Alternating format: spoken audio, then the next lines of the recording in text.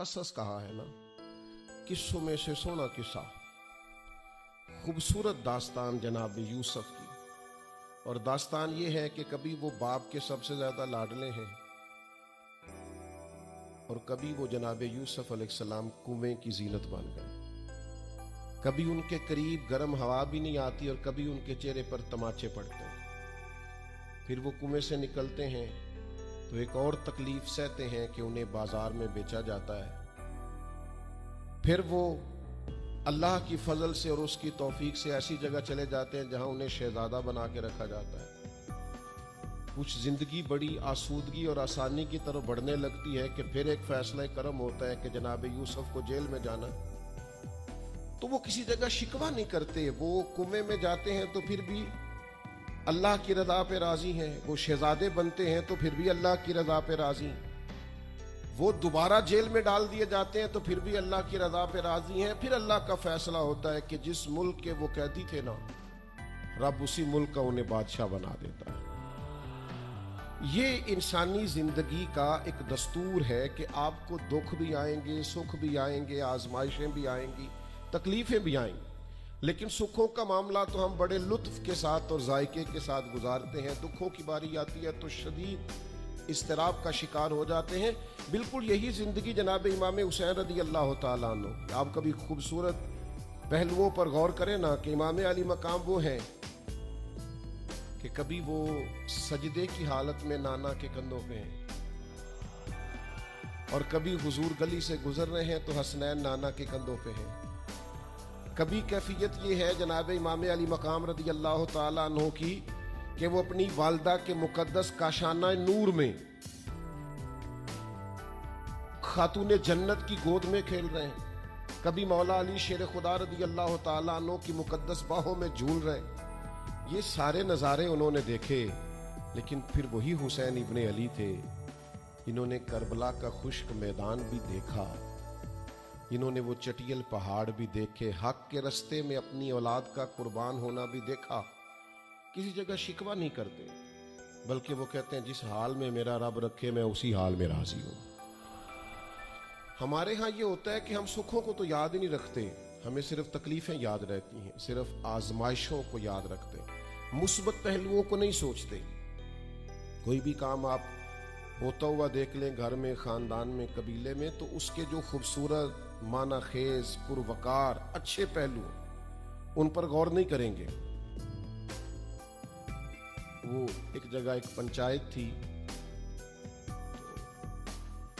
वहां किसी खातून ने शिकवा किया कि मेरे खामन ने मुझे ये तकलीफ दी है, ये आजमाइश में मुझे मुब्तला किया है, यहाँ यहाँ सख्त सुस्त कहा है।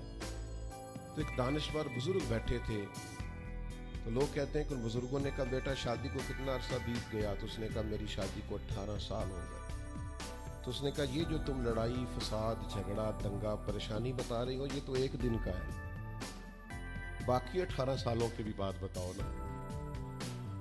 तुमने एक दिन का झगड़ा तो याद रखा और इस एक दिन के झगड़े के नतीजे में आने वाली तकलीफ को भी तुमने याद रखा, लेकिन वो जो 18 साल तुम्हारे अपने शौहर के साथ सुखी गुजर गए, उनका भी तो तज़किरा करो। तो कुछ देर की खामोशी के बाद अल्लाह ने उस खातून के दिल में ठंडक पैदा की और वो कहने लगी मेरे शिकवे दूर हो गए हैं, अब मैं इंशाअल्लाह कोशिश करूंगी कभी दोबारा अपने शौहर की शिकायत ना करूं। अब बात को समझें, हम अपनी जिंदगी की सिर्फ शिकायतें, यानी दुख ही हैं सिर्फ जिंदगी में। वो दुआ कर दे जी मेरे घुटने में दर्द है, बाकी जिस्म ठीक है ना माशाल्लाह सारा, उसका शुक्र भी साथ अदा करें। दुआ करें जी आजकल कारोबार नहीं चल रहा, तो इससे पहले सारी जिंदगी ठीक चलता रहा है ना, उसका शुक्र भी अदा कर लें। कुरान मजीद फुरकान हमीद इरशाद फरमाता है अल्लाह के बंदों की शान ये है कि रदी अल्लाहु अन्हुम व रदू अन, बड़ा खास पहलू है। अल्लाह फरमाता है कि अल्लाह उनसे राजी है और वो भी अपने अल्लाह से राजी है। अल्लाह ने उन्हें जिस हाल में रखा है वो भी अल्लाह से राजी है। ज़ालिकल फौजुल अज़ीम, अल्लाह फरमाता है ये बड़ी कामयाबी है। अल्लाह भी उनसे राजी है और वो भी अल्लाह से राजी है। इमाम गजाली रहमतुल्लाह ताला अलैह से किसी ने पूछा ये बंदे का अल्लाह से राजी होने का क्या मतलब है? तो इमाम साहब फरमाने लगे रब तो करीम ही बड़ा है, यतीम के सर पे हाथ फेर दो राजी हो जाता है, वो तवाइफ कुत्ते को पानी पिला दे तो मालिक राजी हो जाता है, وہ تو مہربانی بڑا ہے، تم نے رو کے دو آنسو بہا دیے، وہ راضی ہو جاتا ہے۔ فرماتے بندے کا مسئلہ ہے، مسئلہ تو بندے کا ہے، یہ راضی ہوتا ہی نہیں۔ یہ ہر وقت شکوے کرتا ہے، ہر وقت شکایات کرتا ہے، ہر وقت اس کا ذہن الجھا رہتا ہے، ہر وقت کوئی نہ کوئی نئی چیز کا مطالبہ کرتا ہے۔ نبی رحمت نور مجسم شفیع معظم صلی اللہ تعالی علیہ وسلم ارشاد فرماتے ہیں، تم نہ اللہ کے دیے ہوئے تھوڑے رزق سے راضی ہو جاؤ، وہ بھی تمہاری تھوڑی عبادت سے راضی ہو جائے۔ لیکن ہمارا حال یہ ہے کہ ہمیں سب کچھ چاہیے، اور نتیجے میں اگر کوئی خدمت کرنی پڑے، کوئی ڈیوٹی کرنی پڑے، کوئی کام کرنا پڑے تو اس کے لیے ہم تیار نہیں ہوتے۔ عزیز بھائیوں، سمجھیے گا، غور فرمائیے گا، توجہ کیجیے گا اس بات پر کہ ہمیں ہر حال میں اپنے رب سے راضی رہنا۔ آزمائش آ جاتی ہے، دکھ آ جاتے ہیں، محنت پوری کریں، جد و جہد پوری کریں، جو کام آپ کرنے جا رہے ہیں اس کے لیے جتنے ضروری اسباب ہیں وہ جمع سارے کریں، لیکن نتیجہ اللہ پہ چھوڑ دیں، رزلٹ اپنی مرضی کا نہ مانگیں۔ یہ عقیدہ توحید یہ ہے کہ نتیجہ جو رب ہمارے لیے نکالے وہ نتیجہ ہمیں قبول ہونا چاہیے۔ درویش نے ایک جملے میں بات ختم کر دی، وہ کہتے ہیں دکھ قبول محمد بخشا، بس راضی رہن پیارے۔ اگر پیارے راضی ہیں دکھ دینے میں تو پھر ہمیں یہ دکھ قبول ہے، اور کئی دفعہ قبول ہے۔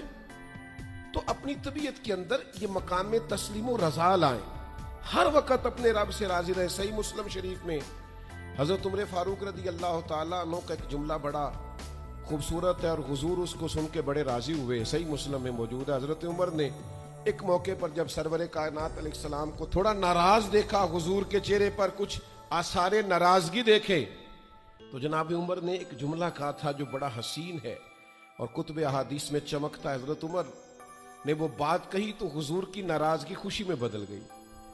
نبی پاک علیہ السلام کے چہرے پر جو آثار ناراضگی تھے وہ خوشی کے تصورات میں بدل گئے۔ حضرت عمر عرض کرنے لگے، رضیت باللہ ربا وبالاسلام دینا وبسیدنا ومولانا محمد نبیا ورسولا۔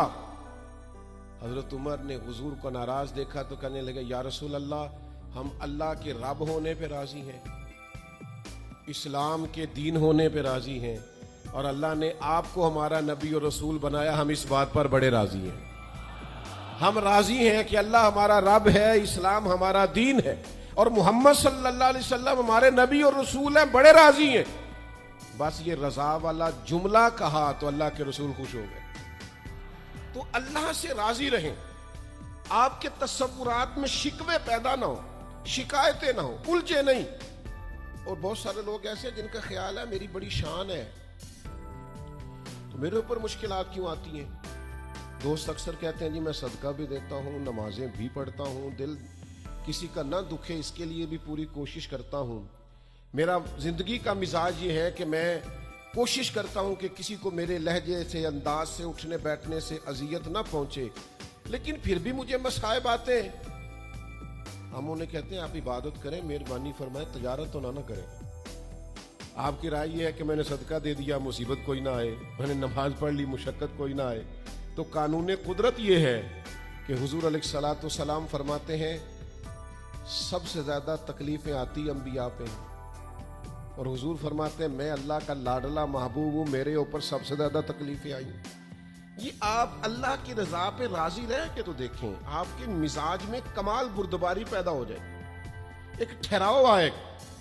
یہ دوست انتظامات کر رہے ہوتے ہیں نا، پروگراموں کے، اجتماعات کے، محافل کے، تو میں ایک ہی بات سب سے کرتا ہوں، میں کہتا ہوں آپ نے نا بردبار رہنا ہے، آپ نے تحمل سے رہنا ہے۔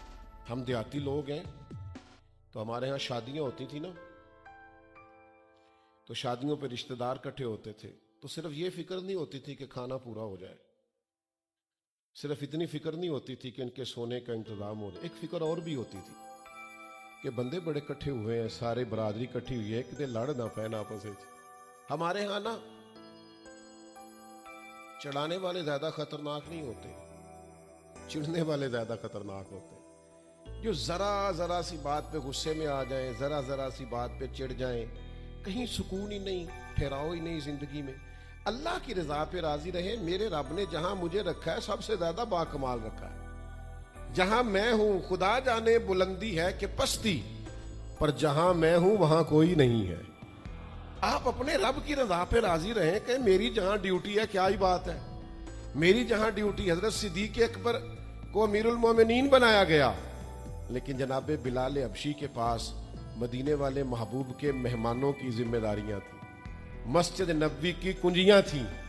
کمال ان کا بھی بڑا ہے اور کمال بلال حبشی کا بھی بڑا ہے. حالانکہ وہ تو مسجد میں جھاڑو دیتے تھے, خدمت کرتے تھے. تو آپ اللہ کی رضا پہ راضی رہیں. جہاں رب نے آپ کو رکھا ہے, جس مقام پہ رکھا ہے, وہاں آپ راضی رہیں. آپ کو اطمینان محسوس ہوگا, آپ سکون میں آ جائیں, دل میں ٹھنڈک محسوس کریں گے, پریشانیوں سے نکلیں گے.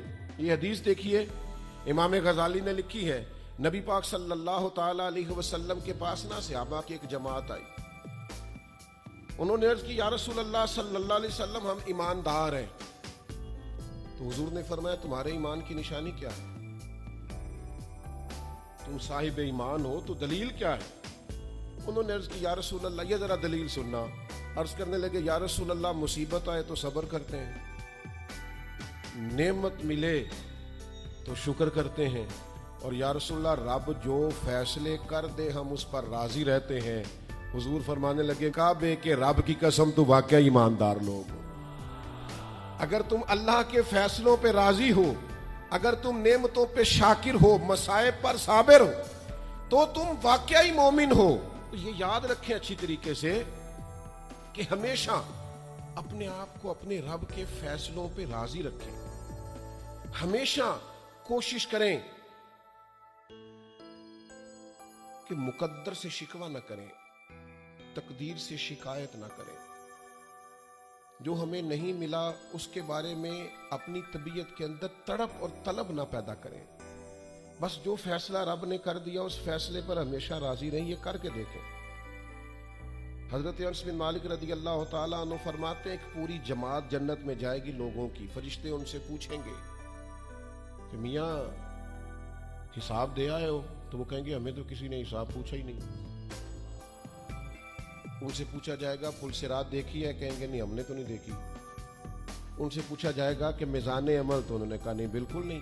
تو کہا اچھا تم بڑے خاص لوگ ہو, دنیا میں کرتے کیا رہے ہو؟ تو کہیں گے کرتے کچھ بھی نہیں تھے, رب کے فیصلوں پہ راضی رہتے تھے. اور طبرانی میں ایک روایت ایسی بھی موجود ہے کہ حضور فرماتے ہیں رب کہتا ہے جس نے میرے فیصلوں پہ راضی نہیں رہنا وہ رب کوئی اور ڈھونڈ لے. اگر تم میرے فیصلے پہ راضی ہی نہیں ہو, او بھائی میں اپنے ادارے کا سربراہ ہوں, جو میرا فیصلہ نہیں مانے گا وہ نکلے گا ادارے سے. میں اپنی جماعت اور تنظیم کے تعلق سے کوشش کروں گا کہ امیر کی اطاعت کا سبق دوں. اگر کوئی نظم و ضبط درست نہیں کرے گا, یہ ایک حال ہے یہاں کے جو مینجمنٹ کے کام ہے, معاملات ہیں, ایک سربراہ آپ نے بنایا ہوتا ہے. اب اس کی اگر بات نہیں مانے گا کوئی ورکر, کوئی کام کرنے والا, تو یقیناً وہ کہیں گے کہ میاں آپ بات نہیں مان رہے, تمہارا نظم و ضبط خراب ہوتا ہے. لہذا اگر آپ نے ہمارے نظم کے اندر نہیں رہنا تو آپ نکل جائیں. تو اللہ کے فیصلوں کو جو لوگ تسلیم نہیں کرتے, اللہ کے فیصلوں کو جو لوگ تسلیم نہیں کرتے, یقیناً وہ کمزور ہو جاتے ہیں. آج بڑے لوگ ہیں جو وظیفے پوچھتے ہیں اللہ کیسے راضی ہوگا, بتاؤ وظیفہ آپ کو. امام غزالی لکھتے ہیں کہ حضرت موسیٰ کلیم علیہ السلام نے اللہ کے حضور عرض کیا مالک میری قوم پوچھتی ہے تو کیسے راضی ہوگا, ہم تجھے راضی کرنا چاہتے ہیں تو کیسے راضی ہوگا. تو حضرت موسیٰ علیہ السلام سے رب کریم نے فرمایا ان سے جا کے کہہ دو کہ مجھ سے راضی ہو جائے, میں بھی ان سے راضی ہو جاؤں.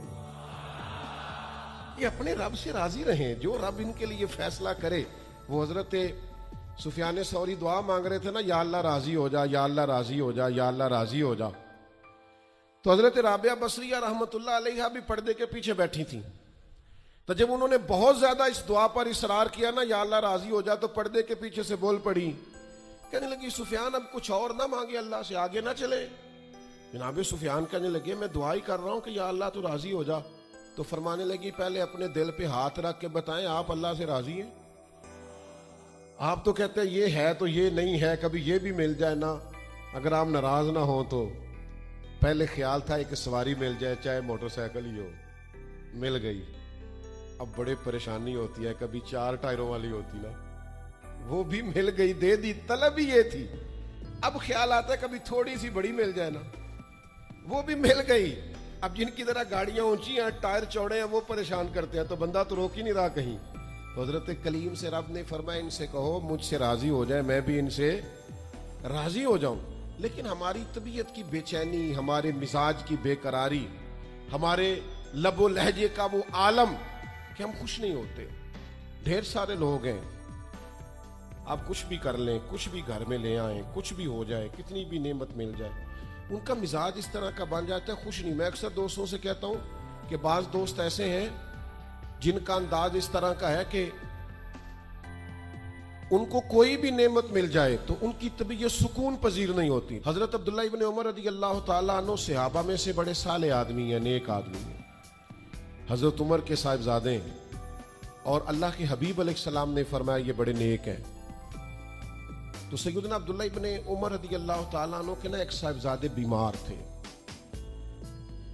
یہ جو بچے بیمار